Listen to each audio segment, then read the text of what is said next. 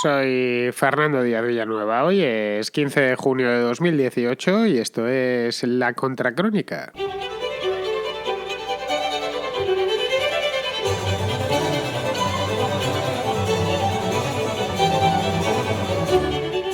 Se celebró esta semana, el martes concretamente, el día 12, el tercer y último debate presidencial en México. El primero fue en el mes de abril, el segundo en mayo y el último ha sido ahora el día 12. Las elecciones, como bien sabemos todos, serán el próximo día 1 de julio. Lo estuve viendo, no lo vi en directo, lo vi en diferido a través de Univisión Noticias, por si lo queréis ver, le queréis echar un vistazo. Y la verdad es que me pareció, dura 2 horas, advierto ya, para que luego cuando estéis dentro no penséis que eso es un videoclip, eso es un debate electoral en toda regla. Bien, pues la verdad es que me pareció muy aburrido en comparación con los otros dos, especialmente con el primero, que estuvo muy divertido gracias a ese candidato único y irrepetible que tienen los mexicanos, que atiende al nombre de El Bronco. Se ve de cualquier manera que se acercan las elecciones y ninguno de los 4 candidatos quiere meter la pata, lo cual tiene cierta razón de ser porque faltan solo 15 días y no quieren cargarse las elecciones, especialmente los 3 que tienen alguna posibilidad y que les quedan, pues nada, un par de semanitas. De los 4, el menos patético, no digo el mejor, el menos patético, me pareció Ricardo Anaya. Pero creo que eso ya da un poco igual. Faltan solo 15 días exactos desde hoy para las elecciones y mucho tienen que cambiar las cosas para que no gane Andrés Manuel López Obrador, más conocido, como todos sabemos, como por AMLO. Es un acrónimo, son sus simples iniciales. Con las encuestas en la mano, AMLO va a ganar, pero va a ganar de calle. De hecho, va a más. Roza ya en muchas encuestas el 50%. Anaya va a menos y Meade se mantiene en el entorno del 20% de intención de voto aproximadamente. Del Bronco no digo nada porque no se va a comer un colín. Esa es la cruda realidad y ya me da pena porque se merecería más votos. No lo sé, un 5 o un 10% después del esfuerzo que ha hecho. En fin, que todo indica que el próximo presidente de México será Andrés Manuel López Obrador. Una profecía autocumplida para la que todos se están ya preparando.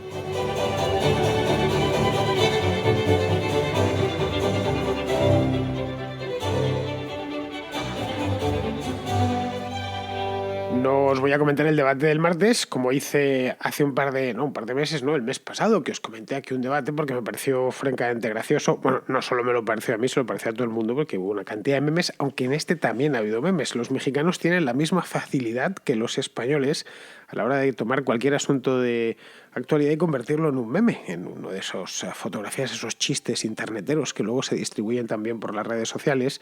Pues bien, no os lo voy a comentar porque me parece un rollo, me parece una cosa bastante aburrida. Lo tenéis entero, como os he dicho antes, en Univisión, en el canal de Univisión Noticias, por si estáis buscando en el Univisión normal y no lo encontráis, por si queréis verlo.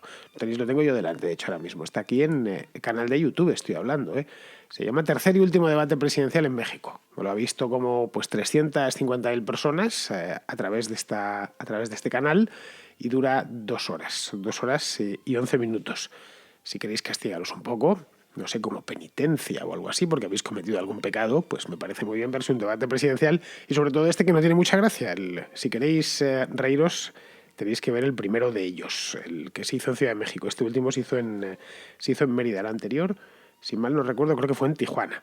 Bueno, pero es que además, aparte de que el debate no fue gran cosa, no ha servido para nada, salvo para que Mérida, que fue la ciudad que lo acogió, en Mérida montase en una fiesta con motivo del debate. A mí eso me fascinó, os lo digo sinceramente. Ojo, la Mérida de México no se parece en nada a la Mérida de España, solo se parece en el nombre y para usted de contar.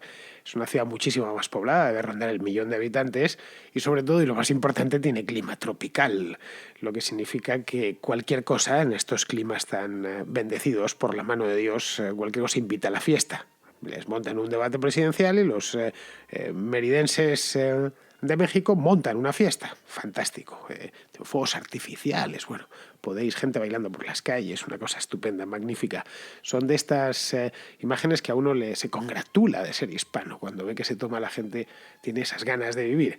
En España, de hecho, los debates electorales se hacen en un estudio de televisión, generalmente en Madrid, y no interesan a nadie. De hecho, no interesan ni a los que están debatiendo. En las del año 2015, las del 20 de diciembre de 2015, Rajoy ni siquiera se presentó al debate, mandó a Soraya, mandó a su segunda para que fuese a debatir allí con los demás, porque no interesaba ni a los que se presentaban a las elecciones. Y bueno, la gente la ve por televisión, pero sin demasiado entusiasmo. Bueno, vamos a volver a México, que es de lo que va el programa de hoy. El debate en sí, como os decía, carecía de importancia, porque la campaña no estaba en él, sino que estaba en las encuestas. No lo sé, quizá en otras elecciones, en otras convocatorias, en otros comicios mexicanos, los debates han tenido más importancia, pero en esta la vista está que no. Es decir, desde el principio hasta el final, quedan ya solo 2 semanitas, pueden cambiar las cosas, obviamente.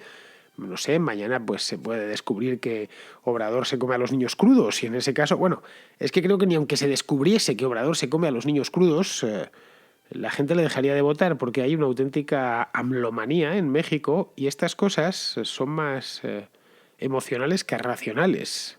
No hay más que ir a verlas en el propio YouTube, ¿no? Que se pueden ver los mítines de este hombre, canales que están a favor de él. Podemos ir a las páginas web, foros, etcétera, o simplemente los tuiteros que están a favor de AMLO, y son lo que viene siendo creyentes, believers, que se dice en inglés. Claro, los believers ya pueden sacar mañana a AMLO comiéndose niños como se comía Saturno a sus hijos en el cuadro de Goya, que no cambiarían absolutamente nada, le seguirían votando. Así que bueno, a no ser que suceda eso, que tampoco lo tendría muy claro, parece que va a ganar él, ateniéndolos a las encuestas. Las encuestas son demoledoras para Ricardo Anaya y para Meade. En algunas de las últimas, tengo una tabla en las que voy guardándolas para ir haciéndome una idea luego general. Es que ni sumando los dos, ni sumando a Anaya y a Meade, consiguen alcanzar a AMLO en algunas. Y en todas, por supuesto, Obrador gana de calle. Ojo, y hace un par de semanas, a finales de mayo, se retiró Margarita Zavala, renunció, lo que debería haber llevado voto hacia el PAN o hacia el PRI, especialmente hacia el PAN. Pero nada, la fortaleza, digamos, demoscópica de AMLO es grandísima. A día de hoy podemos decir, sin miedo a equivocarnos, que es absolutamente imparable este hombre, que va a llegar como una exhalación, como un bólido a las urnas del día 1 de julio. Los hay, evidentemente, he dado un dato, doy el otro, los hay que dicen que esto no significa nada, que esto de las encuestas. Dicen que no tiene ningún valor, en una palabra. Dicen que no son representativas, lo he leído por varios sitios, que los encuestados no quieren responder o que hay muchos indecisos y que realmente al final esos indecisos, ese porcentaje de indecisos que es altísimo, es el que decidirá. Claro, no se plantean que los indecisos podrían terminar decidiéndose por AMLO. En ese caso, lo mismo este hombre ganaba con un 60% de los votos. Están asumiendo que esos indecisos se van a ir todos a Anaya o a Meade, pero bueno. De cualquier manera, ambos extremos son ciertos. Es decir, las críticas que se hacen a las encuestas son ciertas. La tasa de no respuesta es bastante elevada, es aproximadamente la mitad de los entrevistados. La mitad de los entrevistados mandan a su casa al entrevistador, conforme les llaman por teléfono. Disculpe usted a quién va a votar en las elecciones del día 1 de julio y le cuelgan. Un poco como hacen los maleducados con los teleoperadores, esos que llaman de Movistar y demás. Digo maleducados porque es un trabajo muy duro y a esta gente hay que tratarla con amabilidad, que bastante tienen con ese trabajo que está lleno de sinsabores. Bueno, pues los noes, en este caso, vienen a ser una cosa así, o directamente, ¿a quién va a votar usted el día 1 de julio? ¿Y a usted qué le importa? Pues zas, cuelgan el teléfono. No sé, supongo que será, luego lo pondrán en la tabla, lo consignarán como no. Bien, pues eso es muy alto, es aproximadamente la mitad de los que llaman. Respecto a los indecisos, pues nos movemos ahí en un terreno bastante pantanoso. Por un lado porque, como decía, puede ser que esos indecisos terminen decidiéndose por López Obrador. Y por otro porque, caray, ¿cuál es la diferencia entre un indeciso y un abstencionista a 2 semanas de las elecciones? Es decir, ¿cuántos indecisos son realmente abstencionistas? Yo, por ejemplo, que soy abstencionista de natural. Bueno, aparte de abstencionista, también soy indeciso. Hasta el día de las elecciones, que no me presento a votar, hasta ese momento soy un indeciso. Es decir, que lo de tomarlo de los indecisos, quedan todavía los indecisos por decidirse, puede ser que no se terminen de decidir nunca. o que hayan decidido no ir a votar, no lo sé. En fin, esto sucede en todas las elecciones de todos los países del mundo. Siempre viene el clásico experto, entre comillas, con aquello de que es que hay un 30% de indecisos. Lo habréis oído muchas veces, especialmente en España. Eso del 30% de indecisos es un clásico. Pues no, mira, el 30% es la abstención técnica en España. Suelen votar aproximadamente un 70% de los censados, de los que pueden votar, vamos. Por eso cuando hay unas elecciones en las que vota el 80%, se habla de participación alta, y si vota el 60%, se habla de participación baja, porque se cuenta con que 3 de cada 10 no van a votar. Son abstencionistas, o, si los queremos llamar, indecisos. Lo que pasa es que nunca se terminan de decidir. Pero bueno, el hecho es que, buenas o malas, las encuestas, con más o con menos defectos, ojo, no estamos hablando de una sola encuesta que se ha hecho o de 2 encuestas, es que hay un montón.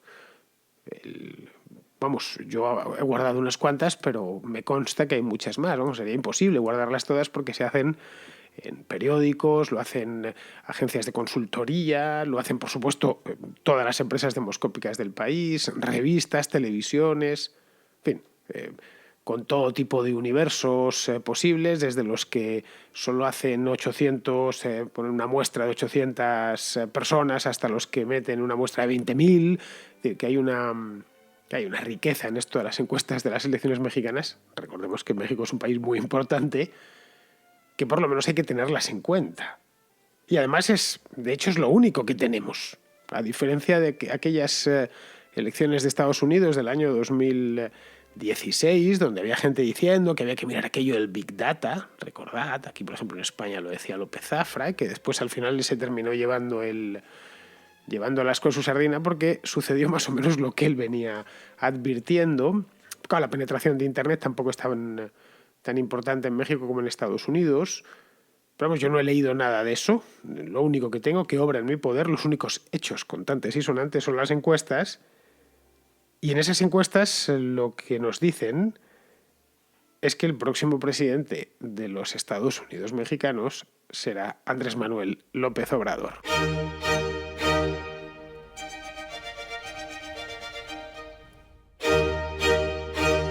Pues bien, dicho esto, asumiendo que os podría leer las encuestas, pero me parecería una pérdida de tiempo, ya sabéis que en la contra no vamos precisamente sobrados con el tiempo. Vamos, para que os hagáis una idea, las últimas, las que se han hecho a lo largo de este mes, estamos allá a 15, los últimos 15 días, en algunas AMLO llega al 60 y tantos %, pero vamos, el promedio está entre el 40 y el 50%. El siguiente, que sería Naya, ronda entre el 25 y el 30, y el otro, que es Meade, ya en torno al 20%. Zavala no está, y luego el Bronco, que era mi candidato favorito, pues se queda en nada, se queda un 2,3, un 2, un 2,5, una cosa intrascendente. Es decir, que aunque el Bronco mañana pidiese su voto para cualquiera de los otros 2 candidatos, tampoco cambiaría mucho la cosa. Bien, esto es lo que hay. Que lo más probable, no estoy diciendo que vaya a ser seguro, pero lo más probable es que el próximo presidente de México sea AMLO. Ahora bien, el día 1 de julio no solo se vota por el presidente en México, también se renovarán las cámaras, tanto la alta como la baja. México es una república presidencialista bicameral, tiene 2 cámaras legislativas. En México se denomina, de la alta se llama Senado y la baja se llama Cámara de Diputados. La reunión de ambas es el llamado Congreso de la Unión. Es lo que nosotros en España conocemos como las Cortes, pues allí lo llaman Congreso de la Unión. Bien, además de eso, además de renovar las cámaras, se celebran elecciones locales en 30 de 32 estados de la República. No sé, no tengo el dato, pero sospecho, que nunca antes en toda la historia de México se había repartido tanto poder en un solo día.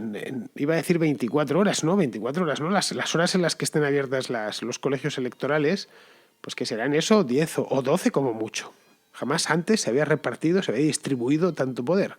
Casi como una tómbola. Bien, el México del día 2 de julio va a ser muy distinto al del día 1 de julio antes de la apertura de los colegios. para las cámaras también hay encuestas, no solo para las presidenciales. Y ahí lo que nos dicen, también les he echado un vistazo, más general que el de las presidenciales, pero suficiente para hacerme una idea. Lo que nos dicen las encuestas de las legislativas, podríamos llamarlas, bueno, podríamos, no, es que son las legislativas, es que Morena es el partido de López Obrador, Morena y sus aliados no obtendrían la mayoría absoluta, ni en la Cámara de Diputados ni en el Senado.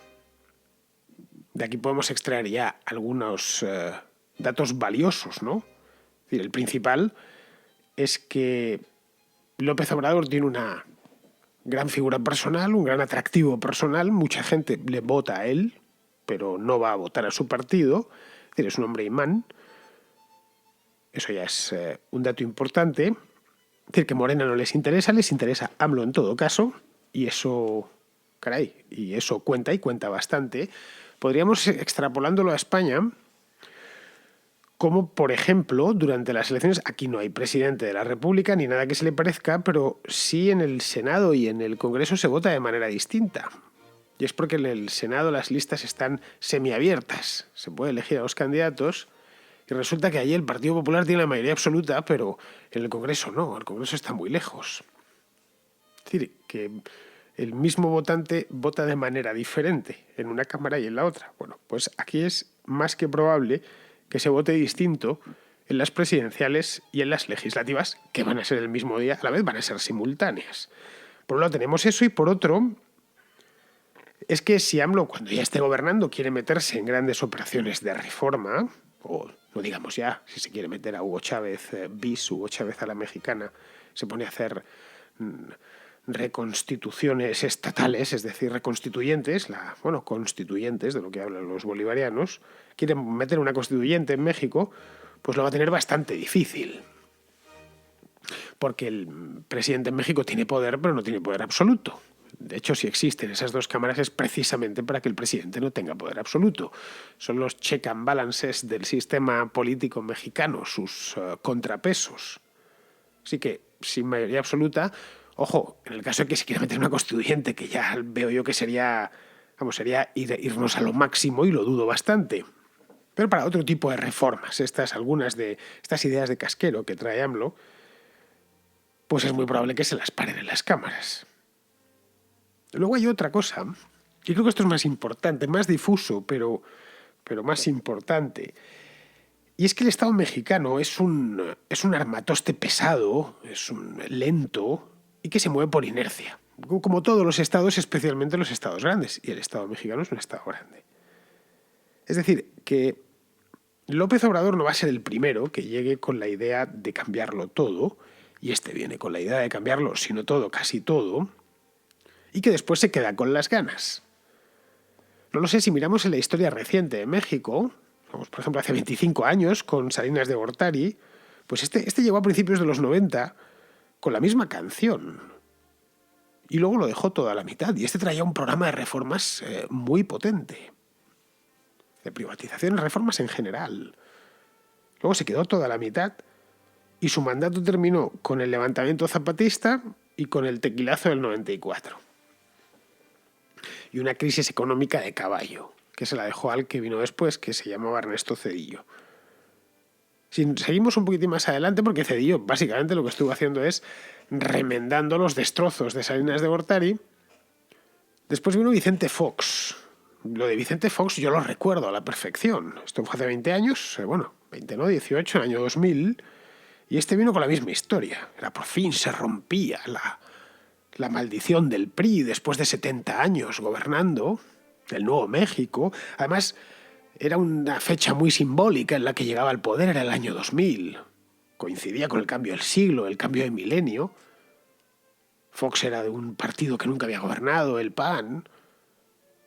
Pues nada, ahí lo tenemos. Se fue desinflando y a la vuelta de el año 2006 pocas cosas habían cambiado y todos sus programas de reforma o no se habían llevado a cabo o se habían llevado a cabo pero a la mitad, a veces a un cuarto de la mitad. Si seguimos avanzando en el tiempo, vamos recientemente al año 2012, el último presidente, Peña Nieto, pues fue algo muy parecido. Creo que lo llamó a lo suyo Pacto por México, si mal no recuerdo. Y era un gran proyecto, todo lleno de grandes reformas, cuajado de grandes reformas. Más el PRI, que se había pasado un montón de años en la oposición, porque Calderón también era del PAN, pues tenía que demostrar que ellos se merecían el poder y que la presidencia les pertenecía. Bueno, pues ahí lo tenéis, 6 años más tarde. Está menospreciado por todos, asediado por la corrupción, por 1001 corrupciones. Y yo creo que debe de tener los índices de popularidad más bajos de la historia de México. Y si no son los más bajos, se le acercan bastante.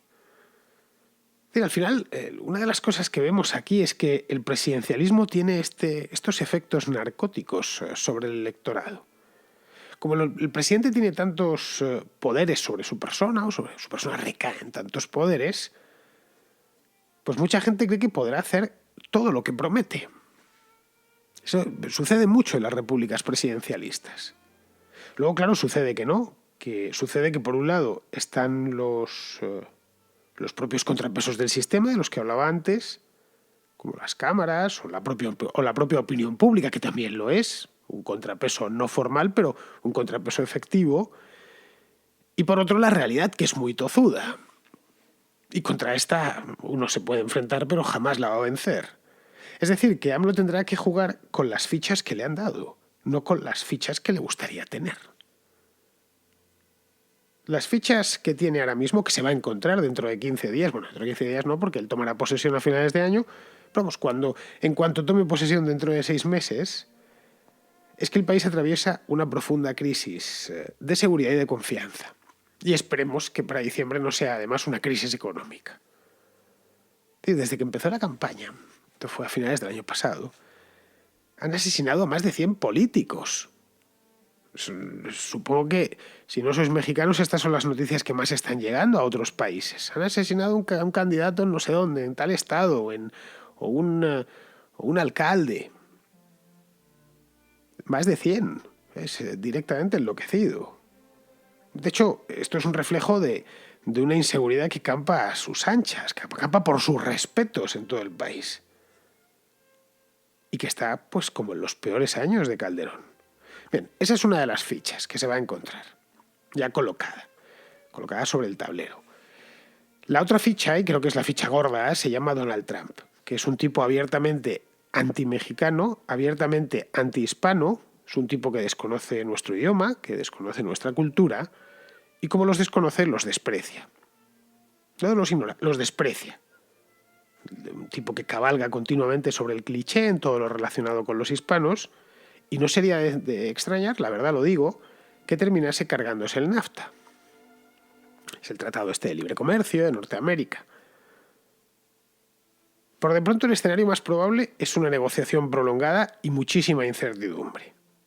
Luego otra de las fichas, una más, que me acaba de aterrizar sobre la cabeza, con las que se encontrará AMLO, es la volatilidad financiera que hay. Los grandes fondos desconfían de los países emergentes desde este año. Vamos, que no les pasa ni una. Lo estamos viendo ahora mismo con la Argentina de Macri, que ha terminado en la ventanilla del FMI pidiendo 50.000 millones de dólares para mantenerse a flote. La economía mexicana es mayor que la Argentina, pero tampoco mucho mayor. Es una economía muy diversificada, no es la venezolana, es una economía muy industrial, produce automóviles, computadoras, teléfonos, bueno, básicamente casi todo para exportar a Estados Unidos. Y eso sin NAFTA y con aranceles, todo se vendría abajo. No sé, pues con eso tendrá que lidiar AMLO. Hoy quizá nos parezca imparable. Mañana, como a todos antes que él, le detendrá la cruda realidad.